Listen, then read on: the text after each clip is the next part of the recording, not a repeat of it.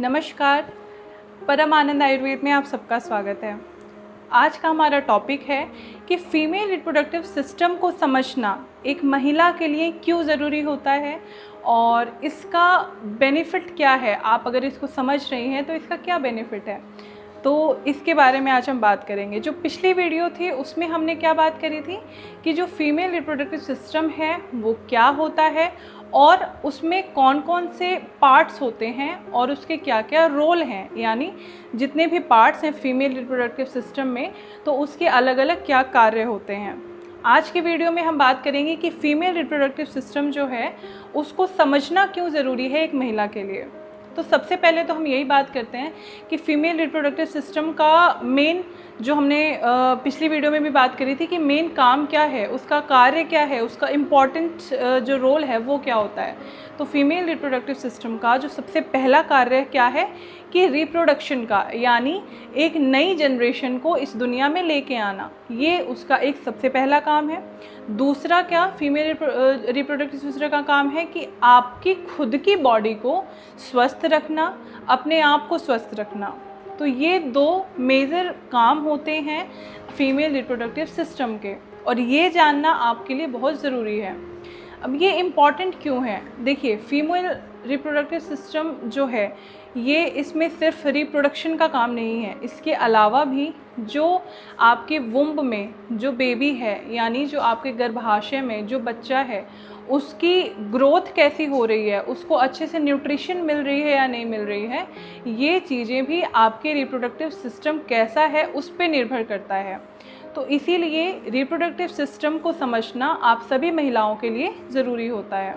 अब हम जैसे यहाँ पे मैं एक एग्जांपल देके आपको समझाना चाहूँगी ताकि आप और अच्छे से समझ पाएँ। देखिए जब कोई किसान होता है तो जब वो किसी प्रकार की खेती करता है, वो गेहूँ है, धान है या कोई भी वो बीज लगाता है या कोई भी किसी भी चीज़ की खेती करता है, तो वो कुछ चीज़ों का ध्यान रखता है, जैसे कि खेती जो मिट्टी है वो कैसी है, वो किस एरिया में जो एरिया है जिसमें वो करने जा रहा है खेती वो कैसा है।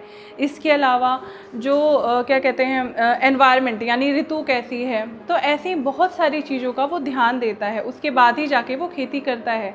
क्यों? क्योंकि वो फेवरेबल कंडीशंस देखता है कि अगर वो खेती करता है तो अगर ऋतु उसके अनुकूल नहीं होगी तब भी खेती नहीं हो पाएगी, अगर मिट्टी अच्छी नहीं होगी तब भी नहीं कर पाएगा वो, अगर बीज अच्छा नहीं होगा, मान लीजिए वो खेती करने के लिए जो बीज लेके आया है सारी चीज़ें अच्छी हैं लेकिन बीज अच्छा नहीं है तब भी खेती नहीं हो पाएगी। और इसके अलावा मान लीजिए सारी चीज़ें उसके फेवर में हैं, ऋतु भी यानी जो एनवायरनमेंट है, जो सीज़न है वो भी उसके फेवर में है, मिट्टी भी बहुत अच्छी है और वो बीज भी बहुत अच्छी क्वालिटी की है, लेकिन जो उसे खाद देना है उसमें, यानी जो न्यूट्रिशन देना है उसे, वो अच्छा नहीं है उसके पास, तो भी जो उसकी खेती है किसान की वो अच्छी नहीं हो पाएगी। तो इसी प्रकार जो फीमेल रिप्रोडक्टिव सिस्टम होती है आप उसको इससे कनेक्ट करके देखिए। आयुर्वेद में इसके बारे में वर्णन किया गया है कि जब भी एक महिला को जब आगे की जनरेशन के लिए वो प्लान करती है, यानी जब बेबी के लिए प्लान करती है, तो 4 चीज़ों को बहुत महत्ता दी गई है। क्या? ऋतु, क्षेत्र, अंबु और बीज।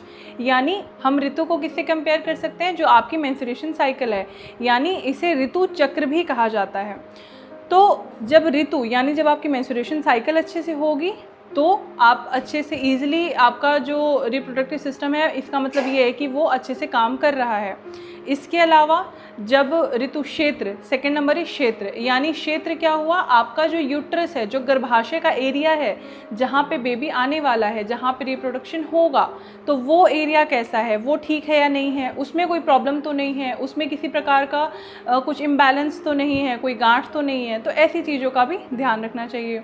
इसके अलावा अंबु यानी न्यूट्रिशन, जो मान लीजिए बेबी वहाँ पे आ गया है, आप कंसीव कर गए हैं, आप प्रेग्नेंट हो गई हैं, लेकिन आपका जो रिप्रोडक्टिव सिस्टम है वो हेल्दी नहीं है, तो आप अपने बेबी को ग्रोथ के लिए, उसके डेवलपमेंट के लिए आप उसको न्यूट्रिशन नहीं प्रोवाइड कर पाएंगे।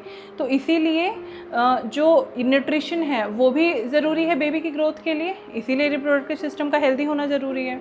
द लास्ट कि जो बीज, यानी हम यहाँ पे बीज की बात करेंगे, जो ओवम, यानी जो ओवम जो एग्स हैं, जो अंडे निकलते हैं जिससे बेबी बनता है, तो वो अंडों का भी होना, सेफ़ होना और सुरक्षित होना और हेल्दी होना भी बहुत ज़रूरी है अगर आप नेक्स्ट बेबी के लिए प्लान कर रहे हैं तो। तो इसीलिए एक महिला के लिए उसका रिप्रोडक्टिव सिस्टम यानी जो उसकी प्रजनन प्रणाली है उसका स्वस्थ होना बहुत ज़रूरी है। और वो स्वस्थ कैसे रहेगा? जब आप उसको समझ पाएंगे, जब आपको यही नहीं पता होगा कि आपकी बॉडी में जो चीज़ें हो रही हैं वो किस वजह से हो रही हैं। कई बार क्या होता है कि जो हमारी मेंस्ट्रुएशन साइकिल है वो अच्छे से नहीं होती है।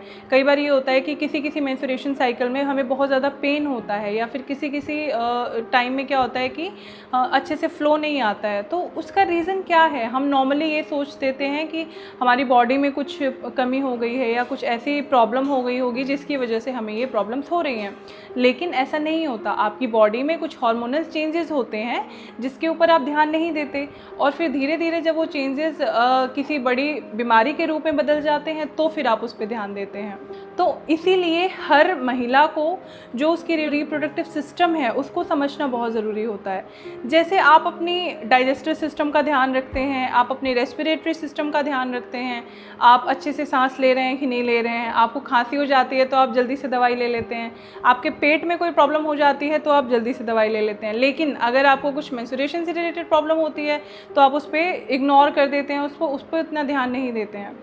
तो इसीलिए ये चीज़ें ज़रूरी है आपको समझनी कि अगर आपका रिप्रोडक्टिव सिस्टम हेल्दी रहता है तो ही आपकी जो नेक्स्ट जनरेशन है वो हेल्दी रहेगी, वो अच्छा आएगा। आप सभी चाहते हैं कि आपका बच्चा बहुत हेल्दी पैदा हो, निरोग पैदा हो, उसे किसी प्रकार की कोई प्रॉब्लम ना हो।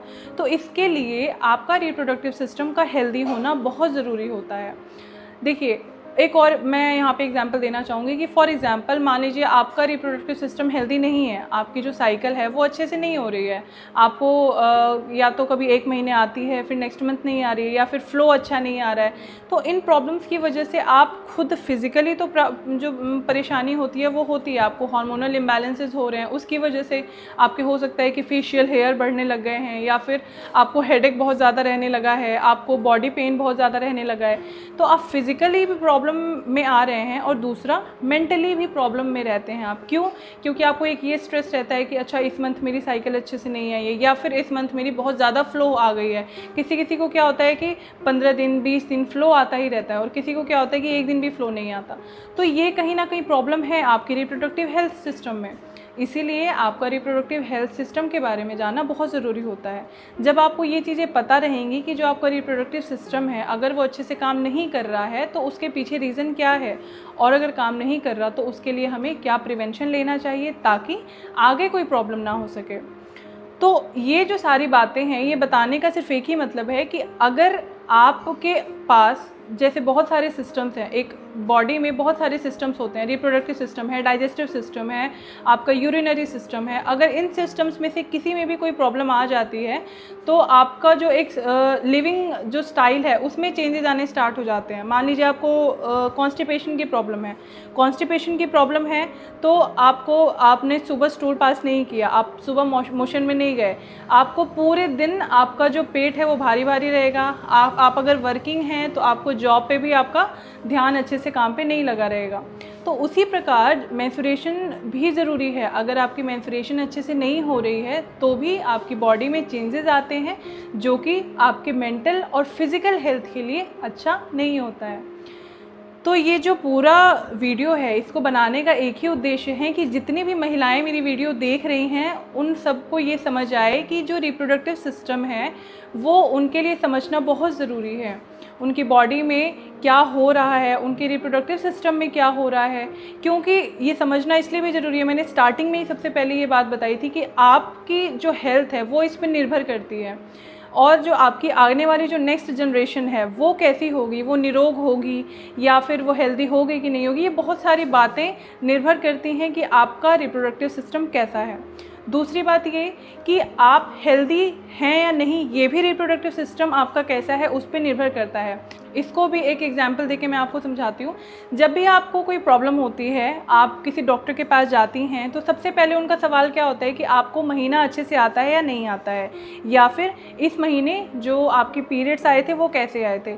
तो जो आपका रिप्रोडक्टिव हेल्थ है वो हम ये कह सकते हैं कि मेंस्ट्रुएशन उसका आईना होता है कि आपकी रिप्रोडक्टिव हेल्थ कैसी है।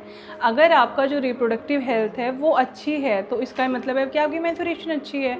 अगर आपको रेगुलर मतलब जो चक्र है, आपका मासिक चक्र है, वो हर महीने आ रहा है तो इसका मतलब है कि जो आपकी रिप्रोडक्टिव हेल्थ है वो बिल्कुल ठीक है, आपको किसी प्रकार की कोई प्रॉब्लम नहीं है। तो इसीलिए आप सभी महिलाओं को ये जानना बहुत ज़्यादा ज़रूरी है कि आपका जो रिप्रोडक्टिव सिस्टम है उसमें कौन से पार्ट्स होते हैं, सभी पार्ट्स का क्या रोल है, और इसको अगर ये हेल्दी नहीं है तो इसके क्या साइड इफ़ेक्ट्स हो सकते हैं, इसके क्या कॉन्सिक्वेंसेज हो सकते हैं, और अगर ये हेल्दी है तो इसके क्या बेनिफिट्स आपको मिल सकते हैं। देखिए, आप ज़रूरी नहीं है कि जो आपका रिप्रोडक्टिव सिस्टम है वो सिर्फ बेबी करने के लिए ही है कि आपको नेक्स्ट जनरेशन को इस दुनिया में लेके आना है तो इसीलिए आपको रिप्रोडक्टिव सिस्टम को हेल्दी रखना ज़रूरी है।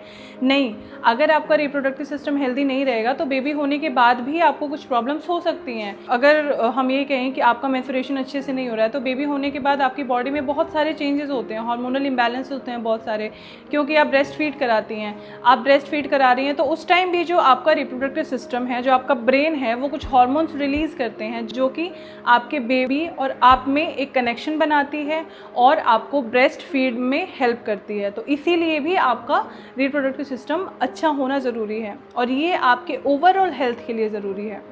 तो मेरी आज की वीडियो में सिर्फ इतना ही। ये वीडियो बनाने का एक ही उद्देश्य था कि जितनी भी महिलाएं मेरी वीडियो देख रही हैं उनको ये बात समझ आए कि जो रिप्रोडक्टिव सिस्टम उनकी बॉडी में है उसका क्या काम है, उसका रोल क्या है, जिसके बारे में अक्सर हम कभी बात नहीं करते या फिर हम किसी से कुछ पूछने में हम हिचकिचाते हैं।